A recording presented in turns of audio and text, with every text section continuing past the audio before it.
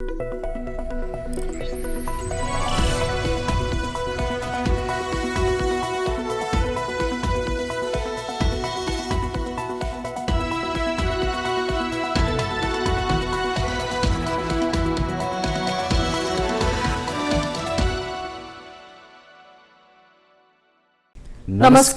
Mountain समाचारमा स्वागत छ। म भवानी अधिकारी र म खगेन्द्र विष्ट। सुरुमा अहिलेसम्मका मुख्य समाचार।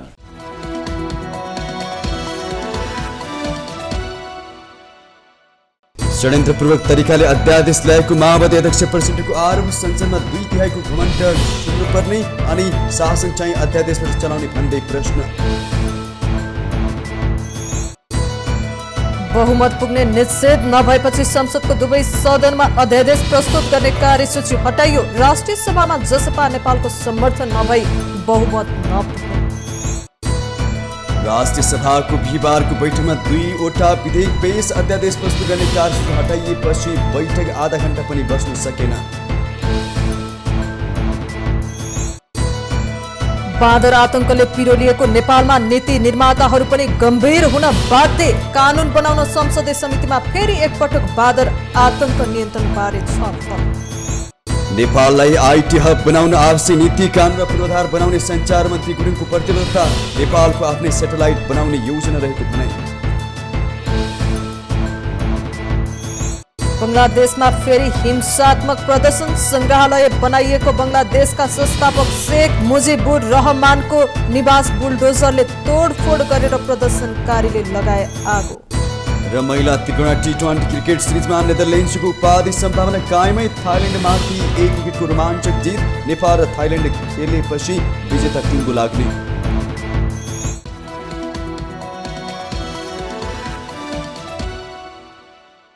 अब समाचार विस्तारमा।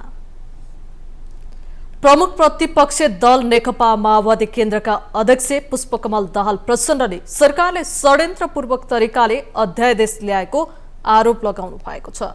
बिहिबारको प्रतिनिधि सभा बैठकमा प्रचण्डले षड्यन्त्रपूर्वक तरिकाले अध्यादेश ल्याएको आरोप लगाउनु भएको हो। प्रचण्डले पछिल्ला 35 वर्षमा कांग्रेस 12 पटक र एमाले 7 पटक प्रधानमन्त्री बनेर देशको नेतृत्व गरेको स्मरण गर्दै 35 वर्षपछि अहिले देशको विकास 6 दिन ढिलो हुन्छ भनेर अध्यादेश ल्याएको हो भन्दै प्रश्न गर्नुभयो। उहाँले स्वार्थ समूह पोस्नकै लागि रातारात अध्यादेश ल्याएको भन्दै आपत्ति जनाउनु भयो। पछिल्लो 35 वर्षमा नेपाली कांग्रेसले 12 पटक प्रधानमन्त्री चलाएको देखिन्छ। नेकपा एमाले 7 पटक। 35 वर्ष शासन गरेपछि आज आएर देशको विकास 6 दिन ढिलो हुने भयो भनेर ल्याउनु भएको हो अध्यादेश। 35 वर्षसम्म त त्यो आवश्यकता तपाईहरुले महसुस गरेको देखिँदैन। अहिले 6 दिन अगाडि अध्यादेश ल्याएर चमत्कार गर्न खोज्नु भयो हो।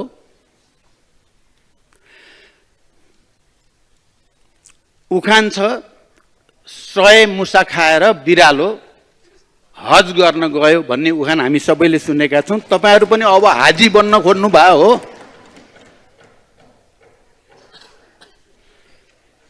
रातारात अध्यादेशको चोर बाटोले भन्छ तपाईहरुको नियत चाहिँ सही छैन। उहाँले सामाजिक सञ्जाल सञ्चालन प्रयोग र नियमनका लागि संसदमा दर्ता भएको विधेयकप्रति पनि असन्तुष्टि जनाउनु भयो।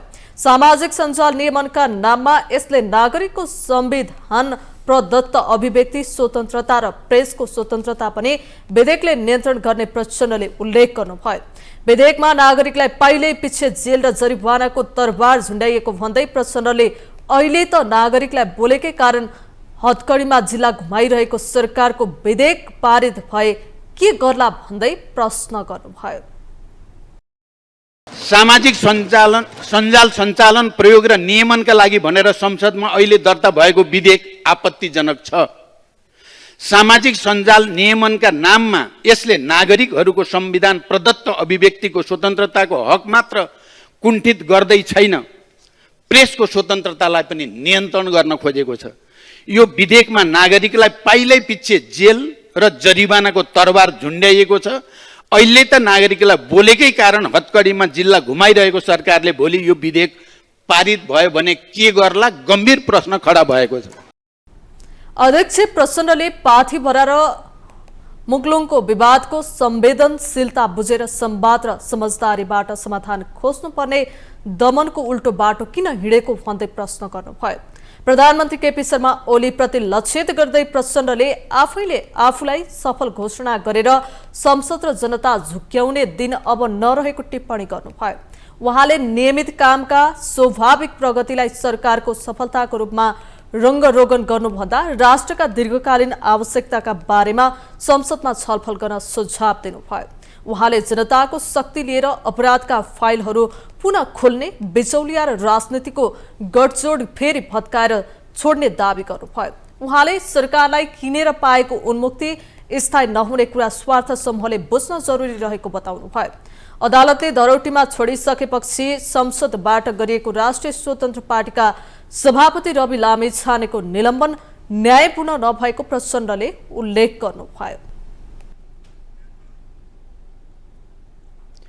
बहुमत पुग्ने निश्चित नभएपछि संसदको दुवै सदनमा अध्यादेश प्रस्तुत गर्ने बिहिबारको कार्यसूची हटाइएको छ। बिहिबारको प्रतिनिधि सभा र राष्ट्रसभामा अध्यादेश प्रस्तुत गर्ने कार्यसूची हटाइएको हो। राष्ट्रसभामा सत्ता गठबन्धनको बहुमत पुग्ने सम्भावना नभएपछि अध्यादेश प्रस्तुत गर्ने कार्यसूची हटाइएको हो। कानुन न्याय तथा संसदीय मामिला मन्त्री अजय कुमार चौरासीले प्रतिनिधि सभाका सभामुख देवराज घिमिरे र राष्ट्रसभाका अध्यक्ष नारायण प्रसाद दाहाललाई अध्यादेश प्रस्तुत नगर्ने जानकारी गराउनु भएको हो। जनता समाजवादी पार्टी नेपालले अध्यादेशलाई समर्थन गर्ने वा नगर्ने निर्णय नगरिसकेकोले कार्यसूची नराखिएको हो। प्रतिनिधि सभामा सत्ता गठबन्धनको स्पष्ट बहुमत भए पनि राष्ट्रसभामा भने जसपा नेपालको साथ चाहिन्छ। कांग्रेस एमाले गठबन्धनबाट बनेको केपी शर्मा ओली नेतृत्वको सरकारले समर्थन गरिरहेको जनता समाजवादी पार्टी नेपालले भूमि सम्बन्धी अध्यादेशमा विमति जनाइरहेको छ। अन्य 5 अध्यादेशमा भने समर्थन गर्ने सङ्केत जसपा नेपालले गरेको छ। संघीय संसदका दुवै सदनबाट स्वीकार नभई अध्यादेश स्वतः निष्क्रिय हुने संवैधानिक प्रावधान छ। राष्ट्रसभामा 59 सांसद छन्। अध्यादेश स्वीकार गर्न बहुमत अर्थात् कम्तीमा 30 सांसदको साथ चाहिन्छ। राष्ट्रसभामा अध्यादेशको पक्षमा कांग्रेसका 16, एमालेका 10, मनोनित 2 र लोसपाका 1 गरी 29 सांसद छन्। विपक्षमा माओवादीका 17, एकीकृत समाजवादीका 8, राष्ट्रिय जनमोर्चाका 1 गरी 26 सांसद छन्। अध्यादेश स्वीकार कि अस्वीकार गर्ने निर्णय लिने बाँकी जसपा नेपालका 3 सांसद छन्। जसपा नेपालले स्वीकार गर्ने निर्णय लिए अध्यादेशमा बहुमत हुनेछ भने अध्यादेश अस्वीकार गर्ने पक्षमा जसपा उभियो भने दुवैतिर समान 29 सांसद हुनेछन्। त्यस्तो अवस्थामा राष्ट्रिय सभाका अध्यक्ष नारायण प्रसाद दाहालले मत दिनुपर्ने हुन्छ। राष्ट्रपतिबाट मनोनित दाहाल माओवादी केन्द्रका नेताको रूपमा राष्ट्रिय सभाको अध्यक्ष हुनुभएको हो। यसअघि जनता समाजवादी पार्टी नेपालको संसदीय दलको बैठक बिना निष्कर्ष सकिएपछि अध्यादेशको कार्यसूची हटाइएको हो। बिहिबार सिंहदरबारमा बसेको संसदीय दलको बैठकले सरकारले ल्याएका अध्यादेशको समर्थन वा विरोध गर्ने भन्ने कुनै निर्णय लिन नसकेको हो। सरकारले ल्याएको अध्यादेश प्रतिनिधि सभाको बैठकबाट सहजै पारित हुने भए पनि राष्ट्रिय सभाबाट पारित हुने स्थिति नरहेपछि जसपा नेपालसँग सरकारले समर्थनको लागि आग्रह गरिरहेको छ। यही विषयमा निर्णय गर्न संसदीय दलको बैठक बसेको हो। पार्टीकी प्रमुख सचेतक रेखा यादवका अनुसार बैठकमा पार्टी अध्यक्ष उपेन्द्र यादवलाई अध्यादेशबाट अध्ययन गर्न पार्टीको तर्फबाट बनाइएको कार्यदलले अध्ययन प्रतिवेदन बुझाएको छ।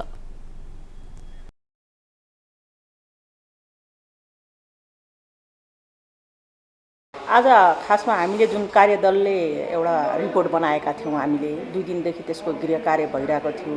हामीले त्यसमा एक्सपर्टिजहरू पनि बोलाएर त्यो बैठक राखेर हामीले एउटा निर्णयहरू पनि गरेका थियौँ कसरी जानुपर्छ भनेर। त्यो निर्णय आज हामीले चाहिँ हाम्रो संसदीय दलको नेता माननीय उपेन्द्र यादवज्यूलाई बुझाएका छौँ। र अहिले जुन अध्यादेश सम्बन्धी जुन कुरोहरू आइरहेको छ आज सूचीबाट हटाएको भएर हाम्रो पनि बैठक अर्को दिन बस्नेछ र अन्य निर्णय गर्नेछ। आज हाम्रो निष्कर्षमा पुग्न सकेका छैनौँ। प्रमुख सचेतक यादवले 26 गते पुनः बैठक बसेर अध्यादेशको समर्थन वा विरोध गर्ने भन्ने बारेमा निर्णय लिने बताउनुभयो। राष्ट्रिय सभाको बिहिबारको बैठकमा 2वटा विधेयक पेश गरिएको छ। राष्ट्रिय विधि विज्ञान प्रयोगशाला स्थापना र सञ्चालन विधेयक 2081 शिक्षा विज्ञान तथा प्रविधि मन्त्री विद्या भट्टराईले पेश गर्नुभएको हो। त्यस्तै पानी जहाज सञ्चालन तथा व्यवस्थापन विधेयक भौतिक पूर्वाधार तथा यातायात मन्त्री देवेन्द्र दाहालले पेश गर्नुभएको हो। विधेयक पेश गर्दै शिक्षा मन्त्री भट्टराईले वैज्ञानिक विधि र पद्धतिको प्रयोगद्वारा प्रमाणको सङ्कलन विश्लेषण तथा परीक्षण गरी न्यायिक परीक्षणमा सहयोग पुर्याउन राष्ट्रिय विधि विज्ञान प्रयोगशालाको स्थापना र सञ्चालन गर्न आवश्यक रहेको उल्लेख गर्नुभयो। उहाँले प्रयोगशालाको स्थापना तथा काम कर्तव्य र अधिकारका लागि आवश्यक सबै व्यवस्था विधेयकमा प्रस्तावना गरिएको समेत उल्लेख गर्नुभयो। प्रयोगशालाको स्थापना तथा काम कर्तव्य र अधिकार, सञ्चालक समितिको गठन तथा काम कर्तव्य र अधिकार, परीक्षण सम्बन्धी व्यवस्था, कार्यकारी निर्देशक र कर्मचारी सम्बन्धी व्यवस्था, प्रयोगशालाको कोष, लेखा तथा लेखा परीक्षण तथा DNA डाटा ब्याङ्कको स्थापना सहितका व्यवस्था प्रस्तुत विधेयकमा प्रस्ताव गरिएको छ। पानी जहाज सञ्चालन तथा व्यवस्थापन गर्न बनेको विधेयक पेश गर्दै भौतिक पूर्वाधार तथा यातायात मन्त्री देवेन्द्र दाहालले कैयौं नेपाली नागरिक पानी जहाज कम्पनीहरूमा काम गर्दै आएको उल्लेख गर्नुभयो। उहाँले ती कामदारहरूको तलब र स्वास्थ्य परीक्षण समेट्न विधेयक ल्याइएको बताउनुभयो। कैयौं नेपालीहरू विभिन्न मुलुकका पानी जहाजहरूमा काम गर्दै आएको अवस्थामा ती नेपालीहरूलाई नाविक किताब, नाविक परिचय पत्र लगायत ती कामदारहरूको तालिम, स्वास्थ्य परीक्षण लगायतका विषयहरू समेट्न आवश्यक देखिएको तथा नेपालभित्रकै विभिन्न नदी तथा तालहरूमा विभिन्न क्षमताका जलयानहरू सञ्चालनमा आइरहेको अवस्थामा ती जलयानहरूको दर्ता तथा नियमनको व्यवस्था गर्दै आन्तरिक जलयानलाई प्रवर्धन गर्न अत्यावश्यक देखिएकोले सम्माननीय अध्यक्ष महोदयको अनुमतिले पानी जहाज सञ्चालन तथा व्यवस्थापन विधेयक 2081 सम्मानित सभा समक्ष पेश गर्दछु। अध्यादेश प्रस्तुत गर्ने कार्यसूची हटाइएपछि बिहिबार राष्ट्रिय सभाको बैठक आधा घण्टा पनि बस्न सकेन। नेपाली कांग्रेसले सरकारले जारी गरेको अध्यादेशको समर्थन गरेको छ। बिहिबार नयाँ बानेश्वरमा बसेको पार्टीको संसदीय दलको बैठकले अध्यादेशको समर्थन गर्ने निर्णय गरेको हो। बैठकपछि पार्टीका प्रमुख सचेतक श्यामकुमार घिमिरेले बैठकले कांग्रेसका सम्पूर्ण सांसदलाई संसद र समितिका गतिविधिमा अत्यन्त जिम्मेवारीपूर्वक क्रियाशील रहन निर्देशन दिएको बताउनुभयो। बैठकले राष्ट्र र जनताको हितमा समर्पित रही काम गर्दै सोही अनुसार विधायनको कार्य गर्ने जनसरोकारका विषय सदनमा उठाउन निर्देशन दिएको छ। बैठकले संघीय लोकतान्त्रिक गणतन्त्रात्मक व्यवस्थालाई सुदृढ गर्न संविधानको व्यवस्था बमोजिम धेरै कानून निर्माण गर्न बाँकी रहेको भन्दै संविधानको कार्यान्वयनका लागि आवश्यक विधेयक अविलम्ब संसदमा प्रस्तुत गर्न सरकारलाई आग्रह गरेको छ। विचाराधीन रहेको विधेयकहरू आउँदो अधिवेशनबाट पारित गर्न संसदीय समितिमा आवश्यक नेतृत्वदायी भूमिका निर्वाह गर्न नेपाली कांग्रेसका सम्पूर्ण सांसदहरूलाई निर्देशन गरेको छ। र आज चाहिँ यो विषयका 51वटा अस्वीकारको सूचनाहरू परेका छन्। यो सबैमाथि छलफल हुन्छ। छलफल भएर यो चाहिँ अस्वीकारका सूचनाहरूलाई अस्वीकार गरिनेछ। अस्वीकार गरिसकेपछि यो अध्यादेश स्वतः स्वीकृत हुनेछ। प्रतिनिधि सभामा केही समस्या छैन। अब राष्ट्रिय सभाको हकमा केही समस्या जस्तो देखियो अहिले आएर। अध्यादेश संसदबाट पारित गर्नका लागि प्रतिनिधि सभामा सहज भए पनि राष्ट्रिय सभामा केही सदस्यको कमी हुने भएकाले जनता समाजवादी पार्टी नेपालले सहयोग गर्ने सहमति बनिसकेको पनि प्रमुख सचेतक घिमिरेले जानकारी दिनुभयो। माउन्टेन समाचारमा पालो भएको छ विश्रामको।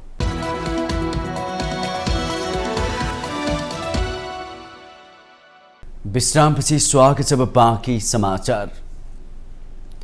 नेकपा एकीकृत समाजवादीकी सांसद गोमा देवी तिमिल सेनाले पशुपति क्षेत्र विकास कोषमा कार्यरत अस्थायी करार र ज्यालादारी सेवामा रहेका कर्मचारीहरूको यथाशीघ्र व्यवस्थापन गर्न सरकारको ध्यान आकर्षण गराउनु भएको छ। बिहिबार राष्ट्रिय सभा बैठकको शून्य समयमा उहाँले पशुपति क्षेत्र विकास कोषका कर्मचारी निरन्तर आन्दोलन भए पनि सरकार गम्भीर नभएको बताउनु भएको हो। उहाँले अदालतले श्रमिकका पक्षमा फैसला गरेको भए पनि सरकारले चासो नलिएको बताउनुभयो। उहाँले त्यसबारेमा कुनै जानकारी नभएर हो कि चासो लिएको छैन। त्यसैले मैले हाम्रो अध्यक्षज्यू मार्फत सरकारलाई यो अनुरोध गर्न चाहे, 60 जना मजदुर त्यसलाई मागेको छ, त्यो चाहिँ अदालतले रोकेको छ। यी 37 जना मजदुरको बारेमा अदालतले फैसला गरिसकेको छ मजदुरको पक्षमा। तर पनि जोसुकैले जहाँसुकै गएर बैठकमा नेकपा माओवादी केन्द्रका सांसद जगत बहादुर कार्कीले डडेलधुराको परशुराम नगरपालिकामा छोटी भन्सार कार्यालय स्थापना गर्न माग गर्नुभयो। उहाँले परशुराम धाम नजिकै रहेको छोटी भन्सार कार्यालय संहिता आयोगसँगै खारेज भएको कारण स्थानीय प्रशासनबाट आम उपभोक्ता प्रताडित भएको उल्लेख गर्नुभयो। र त्यहाँ निरन्तर रूपमा त्यो नाकाबाट दैनिक 200 देखि 250 मान्छेको ओहोरदोहोर हुने भइरहेको छ नेपालबाट र इन्डियाबाट। त्यहाँ चाहिँ ठुलो परशुराम धाम पनि छ, इन्डियाबाट पनि त्यहाँ दर्शनको लागि इन्डियन मान्छेहरू पनि आउँछन् र नेपालबाट पनि उता चाहिँ टनकपुरमा मान्छेहरू गइरहेछन्। र त्यहाँ छोटी भन्सारको स्थापना नभएको कारणले गर्दाखेरि सानोतिनो सामान ल्याउँदाखेरि पनि त्यहाँको प्रशासनले, त्यहाँको सशस्त्र प्रहरी बलले दुःख दिने कार्य गरिरहेको हुनाले म सम्माननीय अध्यक्षज्यू मार्फत नेपाल सरकारको तत्काल त्यहाँ एउटा छोटी भन्सार कार्यालयको स्थापना होस् भन्ने कुरा माग गर्न चाहन्छु। धन्यवाद। सांसद कार्कीले डडेलधुरामा परशुराम धाम समेत रहेको उल्लेख गर्दै स्थानीयको ओहोर दोहोर सजिलो बनाउन समेत माग गर्नुभयो। प्रतिनिधि सभा बैठकको आकस्मिक समयमा सांसदहरूले सर्लाहीमा भएको अन्तर्जातीय विवाह घटनाबारे गृहमन्त्रीको जवाब माग गरेका छन्।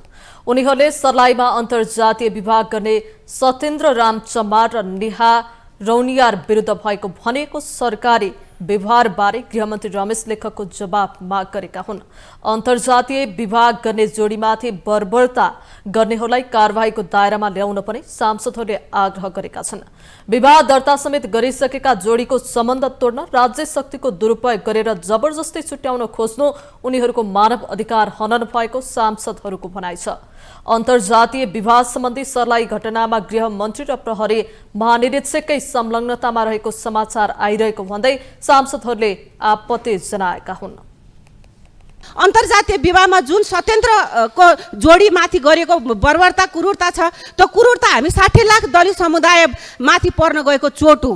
म यो जसले गरे पनि म गृहमन्त्रीज्यूसँग म आग्रह गर्न चाहन्छु, यो कसरी यो जोडीलाई, यो अन्तर्जातीय विवाह गरेको जोडीमाथि जसले पनि यो बर्बरता व्यवहारहरू गर्यो, तीनटा अदालतबाट सर्वोच्चले नै निर्णय गरेर केटाको चाहिँ सत्येन्द्रको साथमा नेहालाई लगाउँदै गर्दा पनि उसको बुवाले फेरि पनि बाल विवाहको चाहिँ दर्ता गरेर उसलाई चाहिँ कानुनी कारबाहीमा ल्याउने जमर्को गरेको हामीले समाचारमा पढेका थियौँ। सभामुख महोदय, यो घटनाले तमाम 60 लाख समुदायको चाहिँ अपमान गरेको छ। सर्लाहीको बरहथुवा नगरपालिका 4 का सत्येन्द्र कुमार राम चमार र त्यो सोही नगरपालिका 5 की नेहा रौनियारलाई अन्तर्जातीय विवाह गरेकै कारण राज्यबाट गरिएको ज्यादतीप्रति घोर भर्त्सना गर्न चाहन्छु र उनीलाई न्यायको माग गर्न चाहन्छु।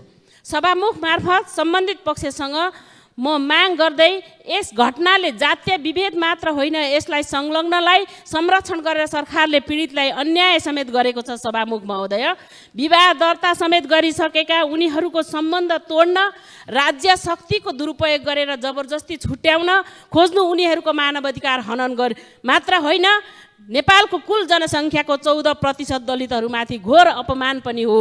हामी पनि यही धरतीमा, यही धरतीको मानवबाट अर्को मानवलाई हिंसा, हत्या र अपमानको शिकार हुनु परेको कुरा लिएर गरिमामय संसदमा बहस गर्नु परिरहेको छ।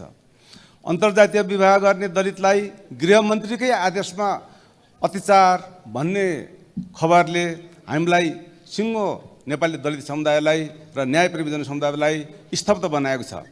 सरकारले अन्तर्जातीय विवाहलाई प्रोत्साहन गर्ने नीति लिएको छ, तर व्यवहार उल्टो छ। सभामुख महोदय, अन्तर्जातीय प्रेम विवाह गर्ने दलित युवा सत्येन्द्र राम चमार र नेहा रौनियारमाथि अत्याचार भइरहेको खबर छ।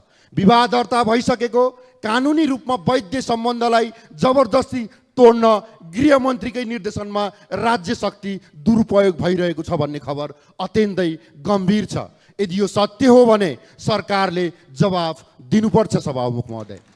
सरकारको सिंहासन र वर्दीको दुरुपयोग गरिएको सांसदहरूको भनाइ छ। बैठकमा आकस्मिक समयमा बोल्ने सांसदहरूले अन्तर्जातीय विवाह भइसकेको र वैध ठहरिसकेको जोडीलाई सरकारले अमानवीय व्यवहार गरेको भन्दै आपत्ति जनाएका हुन्। पछिल्लो समय मुलुक बाँदर आतंकले पिरोलिएको छ। 5 वर्ष पहिलासम्म जंगलमा मात्रै भेट्ने बाँदर हिजो आज गाउँघरमै आएर शास्ति दिने, बाली सखा पर्ने घटनाहरू बढ्दै गएपछि नीति निर्माताहरू पनि गम्भीर हुन बाध्य भएका छन्। विकास गाउँ नउक्लिने, मानिस सुविधा खोज्दै बजार झर्ने गरेको भन्दै सुनसान गाउँमा बाँदर चितुवाले वासस्थान बनाउन थालेका समाचार सधैँजसो सार्वजनिक भएपछि नियन्त्रण गर्न नीति निर्माताहरू जुरुमुराएका हुन्। फलस्वरूप संसदमा बाँदर आतंक नियन्त्रणबारे छलफल हुन थालेको छ। पछिल्लो समय मुलुक बाँदर आतंकले पिरोलिएपछि नियन्त्रणका उपायहरू खोज्न राज्य लागि परेको छ। संसदको कृषि समितिमा बाँदर आतंक नियन्त्रणको प्रयासमा विज्ञसँग छलफल समेत भएको छ। विज्ञहरूले बन्ध्याकरणका लागि आवश्यक कानून बनाउन र स्थानीय तहलाई जिम्मेवार बनाउनु पर्ने जस्ता सुझाव दिएका छन्। बाँदर आतंक कम गर्न बाँदरको बन्ध्याकरणका लागि आवश्यक ऐन कानून बनाउन संसदीय समितिलाई विज्ञहरूले सुझाएका छन्। नेपाल भेटेनरी एसोसिएसनका महासचिव डाक्टर केदार सुवेदी कानून निर्माणको माध्यमबाट बाँदर आतंकको समस्या दीर्घकालीन रूपमा समाधान गर्न सकिने विश्वास गर्छन्। बाँदर नियन्त्रणका लागि 7वटै प्रदेशहरूमा भौतिक संरचना निर्माण गर्न समेत जरुरी रहेको डाक्टर सुवेदीको सुझाव छ। बाँदरको आतंक कम गर्न कानून बनाउनुको विकल्प नरहेको उनको तर्क छ। संसदबाट नै प्रस्तुत गरेर कृषि समिति मार्फतै हुन्छ, अर्थात् कृषि मन्त्रालयले गर्ने हो, वन मन्त्रालयले गर्ने हो। यो मार्फत एउटा चाहिँ कानुन नै बनाएर यसलाई चाहिँ लङ टर्म समाधान गर्न सकियो भने चाहिँ यसले चाहिँ यो बाँदरको बन्ध्याकरण गर्नलाई चाहिँ कानुनी आधार खुल्छ भन्ने लाग्छ मलाई। र अर्को कुरा चाहिँ अब यो डाक्टर साहबको प्रस्तुतिमा धेरै आइसकेको छ। भौतिक संरचनाहरूको व्यवस्था, उपकरणहरू र जस्तो मोबाइल भ्यानको पनि टेम्पोरेरी समाधान चाहिँ सातै प्रदेशमा अर्थात् जहाँसुकै राख्न सकिँदैन भने एउटा मोबाइल भ्यानको मार्फत पनि गर्न सकिन्छ भन्ने डाक्टर साहबले राख्नु भएको छ। यो विषयमा चाहिँ कृषि समिति, अब वन मन्त्रालय, कृषि मन्त्रालयका सरकारवालाहरू चाहिँ जिम्मेवार भएर प्रस्तुत भइदिनुहुन्छ भन्ने विश्वास पनि गरेको छु।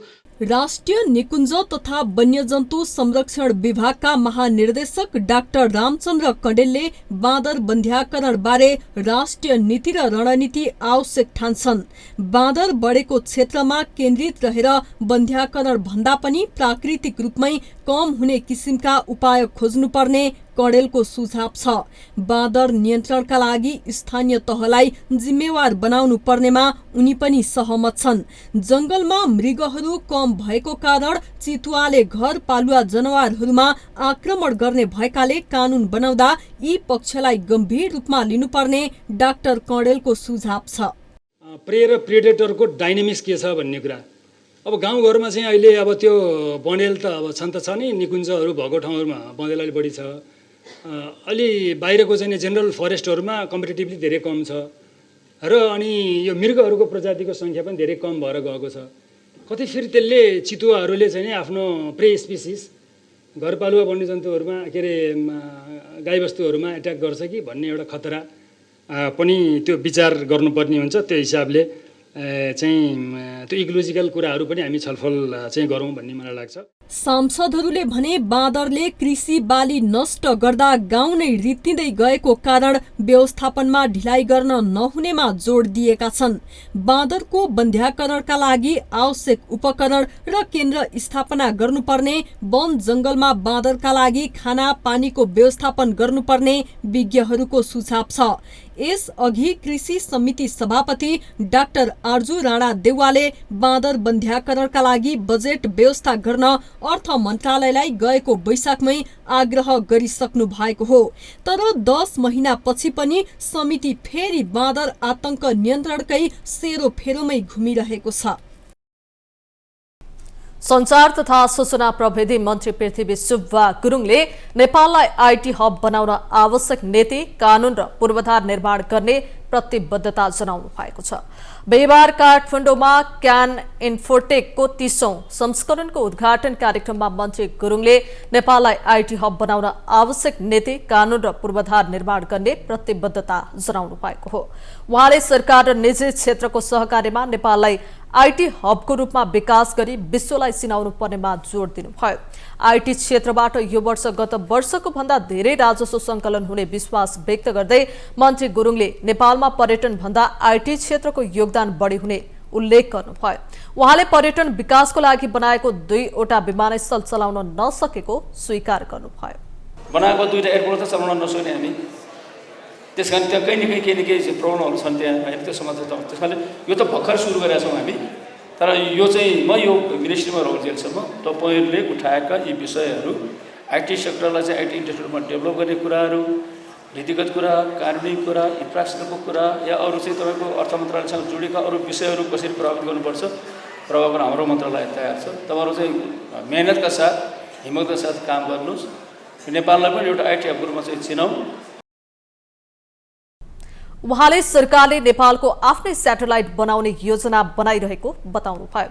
अध्ययन गर्ने र आवश्यक पूर्वाधार विकास गरी काम गर्ने वातावरण मुलुकभित्रै बनाएर वैज्ञानिक खोज्न नासामा जानु नपर्ने मन्त्री गुरुङको भनाइ छ। माउन्टेन समाचारमा पालो भएको छ पुनः विश्रामको।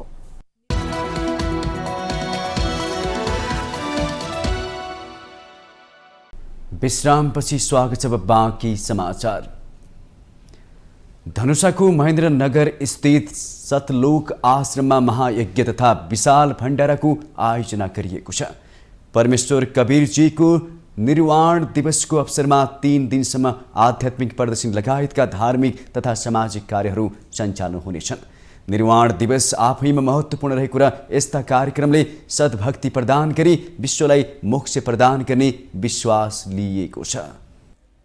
धनुषाको महेन्द्रनगर स्थित सतलोक आश्रममा परमेश्वर कबीरजीको निर्वाण दिवसको अवसर पारेर महायज्ञ तथा विशाल भण्डारा आयोजना गरिएको छ। पूर्ण ब्रह्म कबीर उपासक समाजको आयोजनामा 3 दिनसम्म सञ्चालन हुने कार्यक्रममा नेपाल, भारत लगायत विभिन्न देशका 5 लाख भन्दा बढी श्रद्धालुहरू सहभागी हुने बताइएको छ। कार्यक्रममा विशाल हवन यज्ञ, निशुल्क भण्डारा, दाइजो मुक्त विवाह, रक्तदान शिविर, निशुल्क मन्त्र दीक्षा र आध्यात्मिक प्रदर्शनी जस्ता गतिविधिहरू समावेश गरिएको आयोजक पूर्ण ब्रह्म कबीर उपासक समाजले जनाएको छ।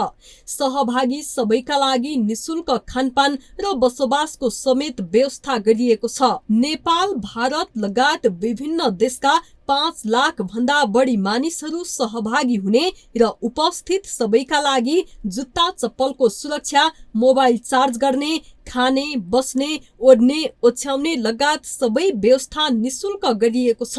10 क्विन्टल भन्दा बढी घिउको प्रयोग गरी हवन यज्ञ गरिनेछ भने शुद्ध घिउमा बनेका विशेष प्रसादहरूको वितरण गरिनेछ। कार्यक्रमको उद्देश्य मानव समाजमा छुवाछुत, भेदभाव, भ्रष्टाचार, जीव हिंसा र दाइजो प्रथाको अन्त्य गर्दै आध्यात्मिक जागरणको मार्गतर्फ प्रेरित गर्नु रहेको समाजका अध्यक्ष कुमार डङ्गोलले जानकारी दिनु भएको छ। सन्त गरीबदासजी महाराजको अमर बाणीको अखण्ड पाठ, दाइजो मुक्त सामूहिक विवाह समारोह, रक्तदान शिविर र निशुल्क मन्त्र दीक्षा जस्ता गतिविधिहरूले धार्मिक तथा सामाजिक सन्देश प्रवाह गर्ने विश्वास गरिएको छ। पूर्ण ब्रह्म कबीर साहेबजीले भारतको उत्तर प्रदेश स्थित मगहर भन्ने स्थानबाट लाखौं मानिसहरूको सामु सतलोक गमन गरेको ऐतिहासिक दिनको सम्झनामा हरेक वर्ष कबीर साहेबको निर्वाण दिवस मनाउने गरिएको छ।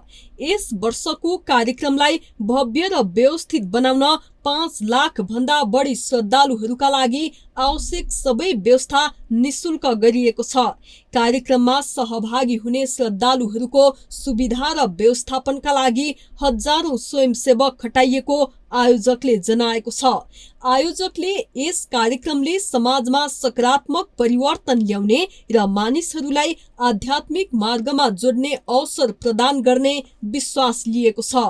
माघ 24 गतेदेखि सुरु भएको महायज्ञ तथा निशुल्क विशाल भण्डारा कार्यक्रम माघ 26 गतेसम्म सञ्चालन हुनेछ। नेपाल एलपी ग्यास उद्योग संघले 19 बुधे माग राख्दै आन्दोलनका कार्यक्रम घोषणा गरेको छ।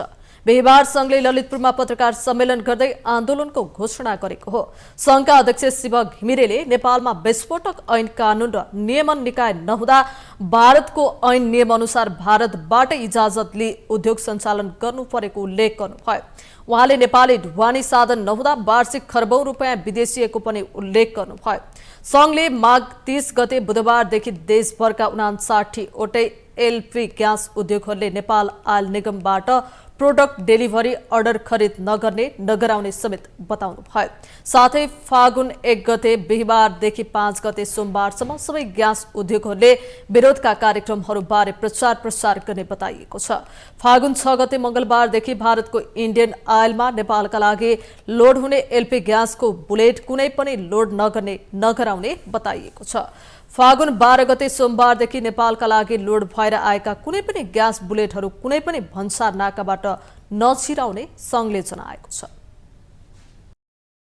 81 साल फागुन 12 गते सोमबारदेखि नेपालका लागि लोड भएर आएका ग्यास बुलेटहरू कुनै पनि भन्सार नाकाबाट नछुटाउने अर्थात् नेपाल नभित्र्याउने। 81 फागुन 18 गते आइतबारदेखि सबै नेपालका 59 ग्यास उद्योगहरू हाम्रा जायज मागहरू सम्बोधन नभएसम्म अनिश्चितकालको लागि बन्द गरिने।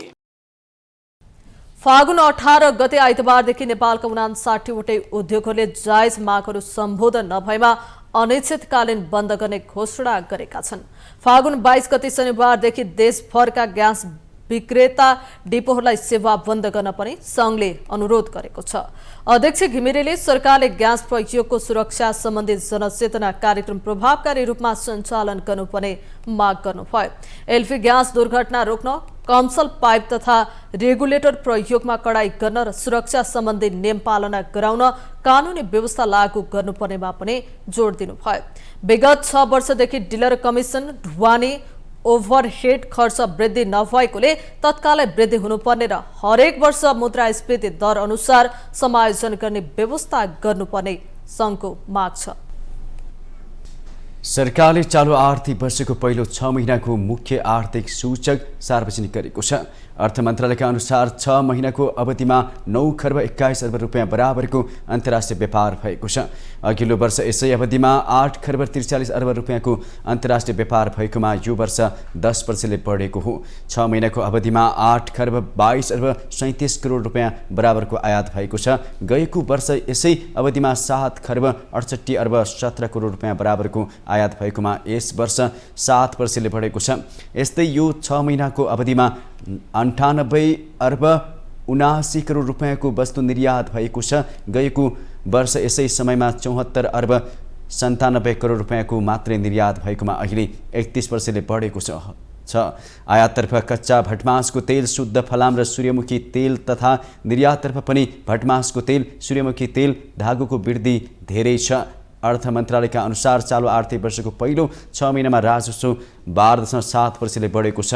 त्यसैगरी पहिलो 6 महिनामा सरकारको खर्च 7.8% बढेको छ।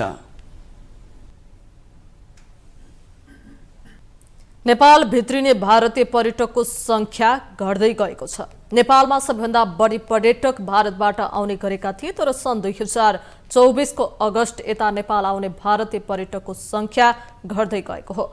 नेपाल पर्यटन बोर्डले सार्वजनिक गरेको तथ्याङ्क अनुसार सन् 2025 को पहिलो महिनामा मात्रै नेपाल आउने भारतीय पर्यटकको संख्या 15% ले घटेको छ।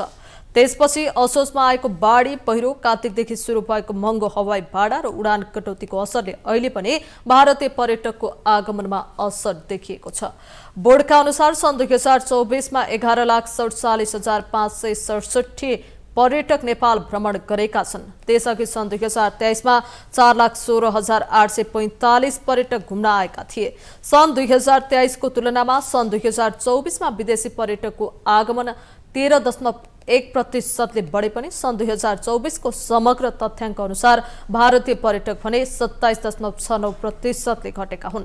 तथ्याङ्क अनुसार सन् 2024 को सेप्टेम्बरमा 19.9, अक्टोबरमा 11.7, नोभेम्बरमा 18.5 र सन् 2025 को जनवरीमा 15% भारतीय पर्यटक घटेका छन्। पछिल्लो समय नेपाल आउने पर्यटक सार्क मुलुकबाट समेत 4.3% घटेको बोर्डले जनाएको छ। भारतबाट गहुँ आयात गर्न 58 कम्पनीले इच्छा देखाएका छन्।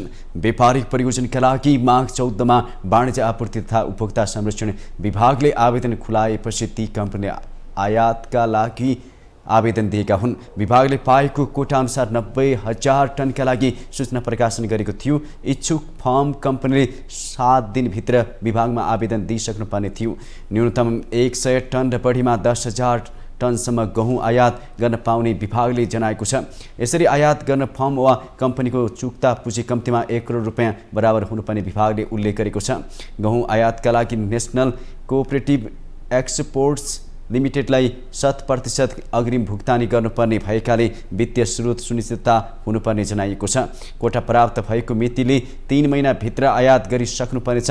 भारतीय निर्यात बन्देज लगाई पनि नेपाललाई वार्षिक 50,000 टन आयातको अनुमति दिएको थियो। उक्त परिणाम अपुग भएपछि गत वर्ष 3 लाख टनको माग गरिएको थियो। भारतले 3 लाख मध्ये 2 लाख टन अनुमति दिएको हो। सोलुखुम्बुको तिङ्ला क्षेत्रमा निर्माणाधीन 82 मेगावाट क्षमताको तल्लो सोलु खुला हाइड्रो पावर निर्माणको काम अन्तिम चरणमा पुगेको छ। योजनाको भौतिक प्रगति 95% भएको छ। तल्लो सोलु हाइड्रो पावर कम्पनी लिमिटेडद्वारा प्रवर्धित योजना जेनेरेटर, ट्राइन, जडान, हेडवर्क्स, पावर हाउस, सुरुङ मार्ग लगायत संरचना निर्माण भएका छन्।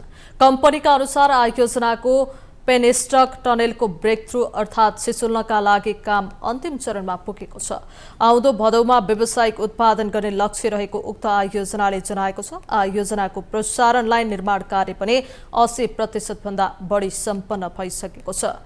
एफएमओ लगायतका युरोपियन बैंक इन्टरनेसनल फन्डिङ एजेन्सीको 16 अर्ब रुपैयाँ ऋण लगानीमा सन् 2016 को अगस्तदेखि योजनाको निर्माण कार्य थालिएको थियो। योजना सेप्टेम्बर 2025 भित्रमा पूरा गर्ने लक्ष्य छ। हामीसँग आर्थिक, अन्तर्राष्ट्रिय र खेल समाचार बाँकी नै छन्। माउन्टेन समाचारमा पालो भएको छ पुनः विश्रामको।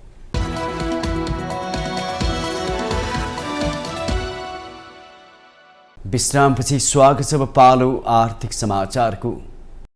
आर्थिक समाचारको साथमा एनआईसी एशिया बैंक पनि साथी पनि राम्रो पनि हाम्रो पनि।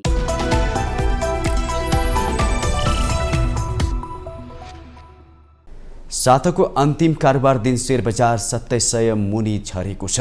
अघिल्लो दिनको तुलनामा नेप्से परिसर 11.64 अङ्क घटेको हो। सो कमीपछि नेप्से 2679 अङ्कमा कायम भएको छ। अघिल्लो दिन 8 अर्ब 95 करोडको कारोबार भएकोमा बिहिबार 9 अर्ब 24 करोडको कारोबार भयो। 74 कम्पनीको मूल्य बढ्दा 160 को घट्यो भने 9 को स्थिर रह्यो। फाइनान्स बाहेक सबै सेक्टरका सूचक घटेका छन्। फाइनान्स 1.58% बढ्यो। विकास बैंक सबैभन्दा धेरै 1.53% घट्यो। बैंकिङ 0.35, होटल तथा पर्यटन 0.37, हाइड्रो पावर 0.38, लगानी 0.39, जीवन बीमा 0.16, उत्पादन तथा प्रशोधन 0.40, माइक्रो फाइनान्स 0.59, निर्जीवन बीमा 0.45, अन्य 1.05 र व्यापार 0.11% घटे। अपर लोहोर खोलाको मूल्य 10% बढ्यो। उपकार लघुवित्त र कर्पोरेट डेभलपमेन्ट बैंकको मूल्य 10% घट्यो। भूगोल इनर्जीको 7.89, रावा इनर्जीको 4.7% मूल्य घट्यो। कारोबार रकमका आधारमा साहस ऊर्जा, नेपाल पुनर्बिमा company, Varun hydro power, Sanima Mai hydro power र युनाइटेड मोदी हाइड्रो पावर क्रमशः अगाडि रहे। अब पालो अन्तर्राष्ट्रिय समाचारको।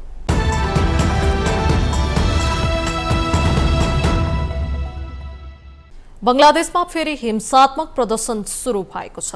पूर्व प्रधानमन्त्री शेख हसिनाका विपक्षीहरूले उहाँका पिता तथा बंगलादेशका संस्थापक शेख मुजिबुर रहमानको ढाकामा रहेको घरमा आगो लगाएर ध्वस्त पारेको अन्तर्राष्ट्रिय सञ्चार माध्यमहरूले जनाएका छन्। संग्रहालय बनाइएको रहमान निवासमा प्रदर्शनकारीहरूले बुलडोजर मार्फत तोडफोड तथा आगजनी गरेको बताइएको छ। भेदभाव विरुद्ध विद्यार्थी आन्दोलनको नेतृत्व गरिरहेका प्रदर्शनकारीले सामाजिक सञ्जालमा बुलडोजर र्यालीको आह्वान गरेपछि रहमानको निवास अगाडि हजारौं भेला भएर आक्रमण गरेका हुन्। उनीहरूले देशभरि शेख हसिनाको पार्टी अवामी लीगका नेताहरूको घरमा तोडफोड गरेका छन्। शेख मुजिबुर रहमानको भित्ते चित्रहरूमा पनि तोडफोड भएको छ। भारतमा रहेकी हसिनाको अनलाइन कार्यक्रम अघि हिंसा सुरु भएको हो। हसिनाको मुलुक विरोधी गतिविधिका कारण प्रदर्शन भएको सञ्चार माध्यमहरूले बताएका छन्। शेख हसिनाका विपक्षीहरूले भारतमा बसेर बंगलादेश विरोधी गतिविधि गरिरहेको आरोप लगाउँदै आएका छन्। आन्दोलनका प्रमुख आयोजक अब्दुल हन्नान मसुदले फेसबुक मार्फत सबै पूर्व अवामी लीग सांसद र मन्त्रीहरूको आवास भत्काउन आह्वान गर्दै ती स्थलमा नयाँ भवन निर्माण गर्ने प्रस्ताव राख्नु भएको छ। हसिनाले देशवासीलाई एकताबद्ध भएर वर्तमान शासनको प्रतिरोध गर्न आह्वान गर्नु भएको छ। हसिनाले भवन भत्काउन सक्ने तर इतिहासलाई नसक्ने भन्दै अभिव्यक्ति दिनुभएको छ। फिलिपिन्सको संसदले उपराष्ट्रपति सारा डुटेर्टेलाई महाअभियोग लगाएको छ। फिलिपिन्सको प्रदेश सभाले उपराष्ट्रपति सारा डुटेर्टेलाई महाअभियोग लगाएको अन्तर्राष्ट्रिय सञ्चार माध्यमहरूले जनाएका छन्। महाअभियोग प्रस्तावमा 215 सांसदको मतबाट पारित भएको हो। यो संख्या डुटेर्टेलाई महाअभियोग लगाउन आवश्यक पर्ने सदन सदस्यको 1/3 भन्दा बढी हो। अब यो प्रक्रिया सिनेटमा पुग्नेछ। संविधान अन्तर्गत सिनेटसँग महाअभियोगका सबै मुद्दाहरूको निर्णय गर्ने एकमात्र अधिकार छ, जसमा सिनेटहरू न्यायाधीशहरू हुन्। सर्वोच्च अदालतका प्रधान न्यायाधीशले मुद्दाको अध्यक्षता गर्नेछन्। फिलिपिन्सका राष्ट्रपति फर्डिनान्ड मार्कोस र उहाँका परिवारलाई मार्ने धम्की दिएपछि विवादमा आउनु भएको हो। यो प्रकरणपछि उपराष्ट्रपति डुटेर्टेलाई राष्ट्रिय सुरक्षा परिषदबाट हटाइसकिएको छ। सन् 2022 मा मार्कोससँगको गठबन्धनमा उपराष्ट्रपति सारा पछिल्लो समयमा आश्चर्यजनक रूपमा विवादमा उत्रिएपछि राजनीतिक जटिलता उत्पन्न भएको हो। डुटेर्टेमाथि सरकारी कोषको करोडौं डलरको दुरुपयोग गरेको भन्दै महाअभियोगका थुप्रै उजुरी पनि परेका छन्। अर्जेन्टिनाले विश्व स्वास्थ्य संगठन WHOसँग सम्बन्ध अन्त्य गर्ने घोषणा गरेको छ। अर्जेन्टिनी राष्ट्रपति हाभियर मिलेईले अनेकौं मतभेदका कारण भन्दै संयुक्त राष्ट्र संघको स्वास्थ्य एजेन्सी WHOबाट अलग भएको घोषणा गरेको अन्तर्राष्ट्रिय सञ्चार माध्यमहरूले जनाएका छन्। यो निर्णय राष्ट्रपति मिलेईका मित्र तथा मित्र राष्ट्र अमेरिकी राष्ट्रपति डोनाल्ड ट्रम्पको आदेशसँग मिल्दोजुल्दो छ। ट्रम्पले पदभार ग्रहण गरेको पहिलो दिन नै कार्यकारी आदेशमा हस्ताक्षर गरेर अमेरिकालाई WHOबाट फिर्ता लिने प्रक्रिया सुरु गरिसक्नु भएको छ। WHOबाट अर्को सदस्य देशको बहिर्गमनले विश्वव्यापी स्वास्थ्यमा सहकार्यलाई अझ कमजोर बनाउने चिन्ता गर्न थालिएको छ। तर विश्व स्वास्थ्य संगठनले 2024-25 को लागि अनुमानित 6.9 अर्ब अमेरिकी डलर बजेट मध्ये अर्जेन्टिनाबाट लगभग 80 लाख अमेरिकी डलर मात्र प्राप्त गर्ने अपेक्षा गरिएको छ। अर्जेन्टिनाको निर्णय स्वास्थ्य व्यवस्थापन विशेष गरी कोभिड-19 महामारीको समयमा उत्पन्न गहिरो भिन्नतामा आधारित भएको आकलन गरिएको छ। त्यतिबेला WHOको दिशानिर्देशकहरूले मानव इतिहासको सबैभन्दा ठूलो लकडाउन निम्त्याएको अर्जेन्टिनाको ठहर छ। WHOसँग देशहरूलाई विशेष स्वास्थ्य कार्यहरू गर्न बाध्य पार्ने कुनै अधिकार नभएको अर्जेन्टिनाले भनेको छ। अर्जेन्टिनाले WHO दिशानिर्देश र सिफारिसहरूलाई प्राय बेवास्ता गर्ने गरेको छ। यसमा कोभिड-19 जस्ता स्वास्थ्य सङ्कटहरू पनि समावेश छन्। राष्ट्रपति मिलेईको निर्णय कहिलेदेखि लागू हुनेछ भन्ने स्पष्ट भइसकेको छैन।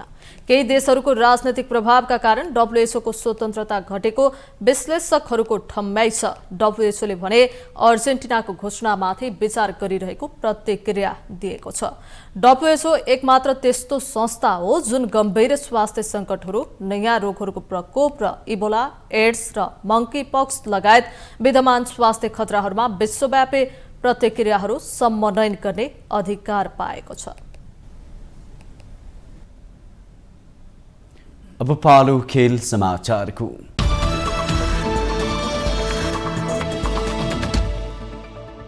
थाइल्यान्डलाई हराउँदै नेदरल्यान्ड्सले जारी महिला त्रिकोण T20 क्रिकेट सिरिजको उपाधि सम्भावना कायम राखेको छ।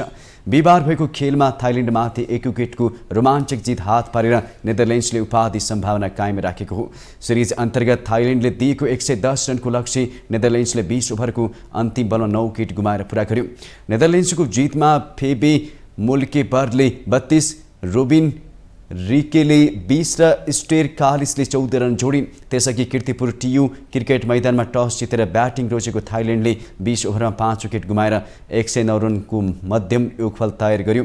थाइल्यान्डका लागि Nanna फाड Chauhan not out 36 run बनाइन्। 5 विकेटका लागि चैहान र चानिदा सुथिरुआङ्गाले 66 रनको साझेदारी गरेपछि थाइल्यान्ड खेलमा फर्केको हो। सुथिरुआङ्गाले 28 बलमा 4 चौकाको सहयोगमा 32 रन जोडिन्। कप्तान नारुइमोल चाइवाईले 15 र सुआनान खिया ओतोले नट आउट 10 रन जोडे। थाइल्यान्डले पछिल्लो 5 ओभरमा 46 रन जोडेको थियो। नेदरल्यान्ड्सका लागि आइरिस बिलिङले 3 तथा हेटर सिगर्सले 2 विकेट लिइन्। सिरिजमा थाइल्यान्डको यो पहिलो पराजय हो। अब नेदरल्यान्ड्स र थाइल्यान्ड दुवैको उपाधि सम्भावना कायम रहेको छ। शुक्रबार नेपालले थाइल्यान्डलाई फराकिलो रूपमा हराए नेदरल्यान्ड्सले उपाधि जित्ने झिनो सम्भावना कायम छ। शुक्रबारको खेलमा नेपाल सामान्य अन्तरले पराजित भएमा थाइल्यान्डले उपाधि जित्नेछ। अङ्क तालिकाको शीर्ष स्थानमा रहने टोली विजेता बन्नेछ। आगामी चैत 9 गते काठमाडौँ पेङ्कियर एथन हुने भएको छ। बिहिबार काठमाडौँमा पत्रकार सम्मेलन गरी लेजर पोर्ट नेपालले यसबारे जानकारी गराएको हो। महिलाहरूको स्वास्थ्य एवं फिटनेसमा सचेतना जगाउने उद्देश्यले यही मार्च 22 मा काठमाडौँ पिङ्क केयरथन गर्ने आयोजकले जनाएको छ। काठमाडौँ पिङ्क केयरथनमा महिलाहरूको दौड, जुम्बा लगायतका विभिन्न कार्यक्रम आयोजना हुनेछन्। केयरथनमा जुनसुकै उमेर समूहका महिलाहरूले सहभागिता जनाउन सक्ने बताइएको छ। गराइसे काम र दैनिकीमा व्यस्त रहने महिलाहरूलाई पिङ्क केयरथनमा यसपटक 2500 देखि 3000 महिलाहरू सहभागी हुने अपेक्षा गरिएको छ। पत्रकार सम्मेलनमा लेजर फोर्ट नेपालका अध्यक्ष नवराज जोशीले आफ्नो स्वास्थ्यको लागि पनि समय निकाल्न प्रेरित गर्नु केयरथनको उद्देश्य रहेको बताउनुभयो। The idea is not to make you run, just to run one day event, but the idea is that make you run for a day, make you feel happy, so that you continue doing that throughout the year. So basically, we are not into charity. We are not into collecting funds also. So that one thing is clear about our event. We are not collecting funds. We are not doing charity. All that we are doing is wanting to inspire all the women to take care of themselves. Just standing in the kitchen doesn't solve it. You feel, ma ta pura din kaam garchu, I am fit. No, it doesn't happen like that. You have to move. Kathmandu pink केयरथनको goodwill एम्बेसडरमा कलाकार उषा रजकलाई घोषणा गरिएको छ। Mountain समाचारमा पालो भएको छ पुनः विश्रामको।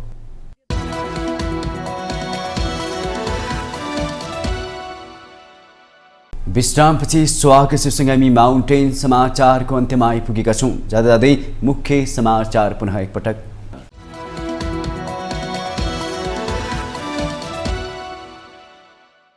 षड्यन्त्रपूर्वक तरिकाले अध्यादेश ल्याएको माओवादी अध्यक्ष प्रचण्डको आरोप। संसदमा 2/3 घमण्ड सुन्नुपर्ने अनि शासन चाहिँ अध्यादेशबाट चलाउने भन्दै प्रश्न। बहुमत पुग्ने निषेध नभएपछि संसदको दुवै सदनमा अध्यादेश प्रस्तुत गर्ने कार्यसूची हटाइयो। राष्ट्रिय सभामा जसपा नेपालको समर्थन नभई बहुमत नपुग्ने। राष्ट्रिय सभाको बिहिबारको बैठकमा 2वटा विधेयक पेश। अध्यादेश प्रस्तुत गर्ने कार्यसूची हटाइएपछि बैठक आधा घण्टा पनि बस्न सकेन। बाँदर आतंकले पिरोलिएको नेपालमा नीति निर्माताहरू पनि गम्भीर हुन बाध्य। कानून बनाउन संसदीय समितिमा फेरि एकपटक बाँदर आतंक नियन्त्रणबारे छलफल। नेपाललाई आईटी हब बनाउन आवश्यक नीति कानून र पूर्वाधार बनाउने सञ्चार मन्त्री गुरुङको प्रतिबद्धता। नेपालको आफ्नै सेटेलाइट बनाउने योजना रहेको भनाइ। बंगलादेशमा फेरि हिंसात्मक प्रदर्शन। संग्रहालय बनाइएको बंगलादेशका संस्थापक शेख मुजिबुर रहमानको निवास बुलडोजरले तोडफोड गरेर प्रदर्शनकारीले लगाए आगो। र महिला त्रिकोणा टी20 क्रिकेट सिरिजमा नेदरल्यान्ड्सको उपाधि सम्भावना कायमै। थाइल्यान्डमाथि 1-1 को रोमाञ्चक जित। नेपाल र थाइल्यान्ड खेलेपछि विजेता टिमको लाग्ने।